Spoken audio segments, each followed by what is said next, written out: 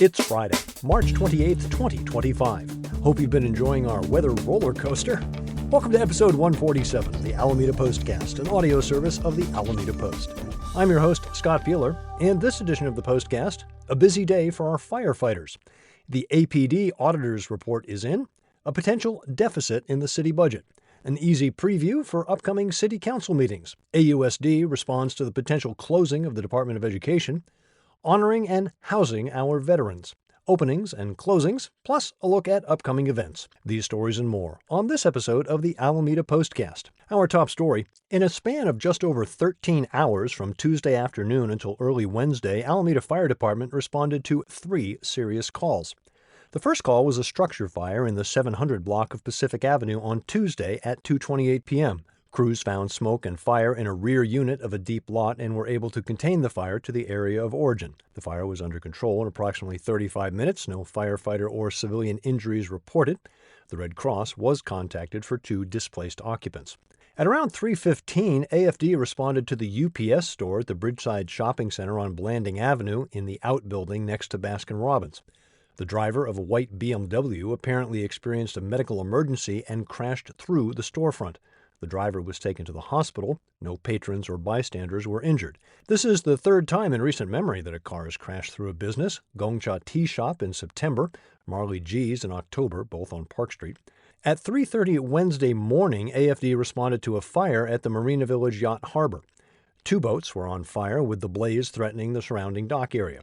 Firefighters were able to attack the flames from both the shore and from Fireboat 1. One of the boats was occupied. Fortunately, the occupant was able to escape without injury, and the flames were confined to the 2 boats before being extinguished. One of the boats was severely damaged, while the other sank to the bottom of the harbor.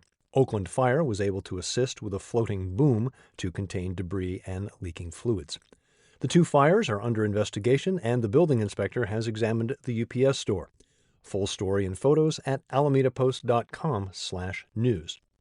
Switching from fire to police, the 2024 Annual Police Auditor's Report has been released by the City Attorney's Office. The auditor, Dr. Lee Grossman, works as an independent analyst to ensure the Alameda Police Department is held to the highest standards and is in compliance with law and departmental policies. The auditor reviews internal affairs cases, use of force incidents, arrests, calls for service, pursuits, collisions, traffic stops, and customer service. We reported on some of the report's findings in episode 142 in February, but now the entire report is available for the public to read. Among the highlights, a total of 35 complaint investigations, 27 by a member of APD and 8 by a member of the public. This represents an increase in internal affairs investigations compared to 2023, but then again, there are now more officers on the force. Weapons displays were down, but use of low-level force increased, in keeping with a 23% increase in arrests. Vehicle pursuits were up in the wake of a procedural change in August that explicitly allowed officers to pursue suspects wanted for felony crimes. Highlights of the reports, as well as a link to download the document in its entirety at alamedapost.com/news. A sad note from APD. In a Facebook post, the department noted the passing of former K-9 officer Argo. Argo served Alameda from 2014 until his retirement in 2019. An award-winning tracker, Argo helped resolve multiple cases, was utilized in narcotics detection, and participated in community events. Argo's retirement was spent as a companion animal and included swimming and camping. An incurable genetic condition led to end of watch for Argo. Our condolences to those who knew and worked with K-9 Argo. Last Thursday, March 20th, Mayor Marilyn Ezzy Ashcraft delivered her 2025 State of the City address at the headquarters of Penumbra Incorporated on Harbor Bay Parkway. Mayor Ashcraft noted that in the wake of the hiring of additional APD officers, crime across Alameda has dropped. She also addressed the upcoming 1-lane closures for Webster and Posey tubes later this year during construction for the Oakland-Alameda Access Project. The mayor pointed out that air quality was a major reason behind the work, noting, quote, "It will improve the air quality and reduce the health impacts of island cars on the residents of West Oakland, including Oakland Chinatown, where children experience a higher rate of childhood asthma because of the quality of the air they're breathing because of these idling cars." End quote. Also in her speech, Alameda is projected to experience deficits in its annual general fund operating budget over the next 2 years. Mayor Ashcraft attributed this to the downturn in the real estate market and funding for various new programs. She expressed the potential risk of losing federal funding for transportation and public safety programs, but assured that the city is prepared to navigate those challenges. Quote, When we've had surpluses, we haven't just spent it, we have set it aside. We knew that a rainy day was coming. City staff are proactively developing and implementing measures to reduce costs and increase revenues, as well as plan for the long-term fiscal resiliency of the city." End quote. For a deeper look at the State of the City address, see Vicki Huen's article at alamedapost.com/news. If you missed it, the mayor will reprise her speech at the upcoming City Council meeting. That's just one of the items on the agenda for next Tuesday's session. Since the beginning, the Alameda Post has been committed to keeping you informed about the business of the City Council and other governing bodies in Alameda. We are now pleased to offer you an easy way to preview the meeting so you can get involved when it matters most to you.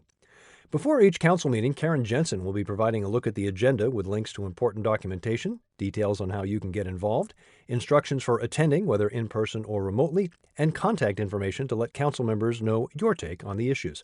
Look for Karen's previews at alamedapost.com/news.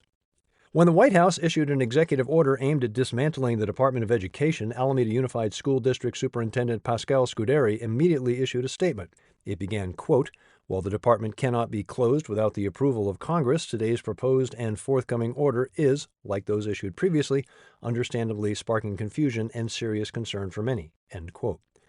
Multiple lawsuits were immediately filed against the administration after the president signed the executive order last week. In his statement, Scuderi noted that the federal categorical dollars make up only 3% of AUSD's overall annual budget. He also expressed appreciation for the voters of the region. Quote, "We operate in a generous community that has passed 2 education parcel taxes and a major facilities bond in the past 5 years." End quote. For further highlights, including a link to the statement in its entirety, see alamedapost.com/news. The USS Hornet honors the veterans of the Vietnam War on National Vietnam Veterans Day this Saturday. Doors open at 10. The main event begins at 11 with a flyover by the USS Hornet Memorial Squadron scheduled for 1 p.m. The event is offered in partnership with American Legion Post 647, Alameda County Veterans Affairs Commission, and the Vietnam Veterans of America Bay Area Chapter 400. Admission is free for all veterans and active duty personnel. The main speaker will be author Darren Walton, who served as a Marine and authored the book Didi Mao about his experience in Vietnam. Didi Mao is a Vietnamese slang term, roughly translating to hurry up. Details on the event at alamedapost.com/news. Historically, Vietnam veterans have made up a disproportionately high percentage of homeless veterans, and with California having the largest number of active U.S. military bases, the state also has the most unhoused veterans. Here in Alameda, some relief is on the way. Unhoused disabled veterans who are 62 or older now have an opportunity to live in a furnished studio or one-bedroom apartment in Lynette Corner, a new development near Estuary Park expected to open in September. The development features 16 studio and one-bedroom units that will be available to those who meet the criteria, with rent being 30% of household income and the only other recurring expense being electricity. If you or someone you know meets the criteria, you can sign up for the interest list and get income requirements at alamedapost.com/news. Quick look at some openings and closings. First up, congratulations to Tiffany Southwick and Scott Cordy on the opening of Two Marys Mercantile at 2021 Alaska Packer Place, the Grand Marina building. Scott is also the owner of Mosley's Cafe. You might recognize Tiffany from behind the counter there as well. Definitely take a moment to stop in and check out their well-curated selection of gifts and more. Definitely a go-to place to find that perfect little gift for that impossible person on your list. Parents and dog owners, beware of a couple of closings that might disrupt your day. Parents, the city has closed the playground structure at Lincoln Park for about a week as they remove a diseased tree that is threatening to fall onto the equipment. The surrounding area, including swings and basketball courts, will remain open. For those with furry charges, the Washington Park Dog Park will be closed on Tuesday, April 8th until 2:30 in the afternoon. An earlier post on the city's website indicated that the park was closed until then, but it turns out the closure is just for part of one day, April 8th. For a look at some great events headed your way this weekend, don't forget to check out Amanda Laird's All Around Alameda column at alamedapost.com/features. Theatrically, Grease opens at Altarena Playhouse tonight, Friday, while Alameda High Drama begins their run of Rodgers and Hammerstein's Cinderella. More events at 94501.info. Thank you for your support of local news for Alameda. Join us in our effort by heading to alamedapost.com/memberships. Find us on Facebook, Instagram, MSN, YouTube, Mastodon, Threads, Blue Sky, as well as our own subreddit. Subscribe to us on Apple News. Look for us on Nextdoor. Find the Postcast wherever you get your podcasts, or simply tell your smart device to play the Alameda Postcast podcast. I'm Scott Peeler, back next Friday with episode 148 of the Alameda Postcast.